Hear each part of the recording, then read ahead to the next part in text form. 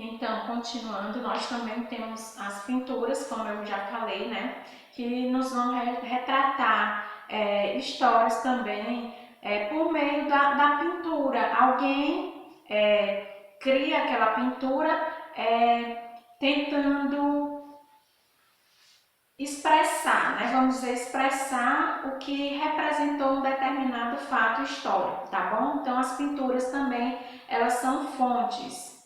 Outras fontes muito importantes, super importantes, são jornais, revistas e livros, tá? Jornais, gente, temos jornais muito antigos, guardados, que eles vão retratar fatos da história, vão retratar momentos da história, então eles são também muito importantes, tá? As revistas também vão nos falar sobre história, não só das cidades, mas história de um povo, de um país, tá? De um determinado lugar. Tudo isso também pode ser retratado nas revistas. E os livros, né? Os livros são os nossos principais aliados, né? O que a gente utiliza mais para saber sobre história são os livros, né? Então ele é uma fonte histórica, ele é uma fonte, né, de pesquisa, né? Todos esses que eu estou falando, eles podem nos dar informações, tá? Depois nós temos os monumentos e construções. Na nossa cidade, como nós sabemos, nós temos o monumento do Genipapo, tá? Então, ele é uma importante fonte. Ele vai nos falar um pouco, né? Naquele local nós podemos conhecer um pouco da história da Batalha do Genipapo. E outra fonte histórica são as próprias construções. Por exemplo, as casas antigas, que eu sempre falo para vocês. Também lá tem uma história. Lá também morou alguém importante, morou uma família importante. Então, se a gente quiser saber, alguém pode nos contar, um historiador ou um livro que conte uma determinada história. Tudo isso nós podemos encontrar nas fontes históricas, tá? Nós também temos os relatos orais. O que são relatos orais?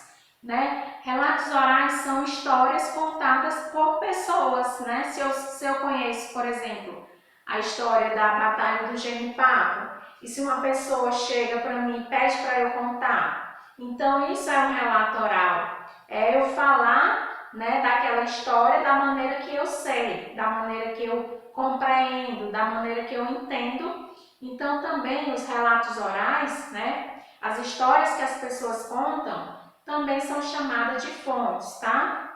Então são esses aí no livro de vocês, são as fontes, são exemplos de fontes históricas que vocês acreditam que é algo que já devem ter lido, ou se não leram, vocês procurem mais conhecer sobre as fontes históricas, tá bom? Então, essas são as atividades de hoje, tá?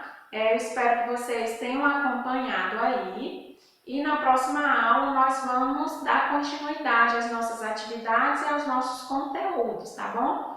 Então, por hoje vai ser só essas atividades, tá? As revisões, as atividades que eu já corrigi e esse conteúdo novo chamado de onde ficam guardadas as histórias das cidades que vocês podem conhecer mais, tá? Só para lembrar, nós temos também uma fonte chamada de museus. Eu vou ver se na próxima aula eu envio um videozinho falando dos museus, que os museus eles são também uma importante fonte histórica, né? É lá que nós encontramos revistas, objetos, né? Livros que a gente também pode conhecer um pouco de história. Então, eu aguardo vocês na próxima aula de História. Foi um prazer estar com vocês.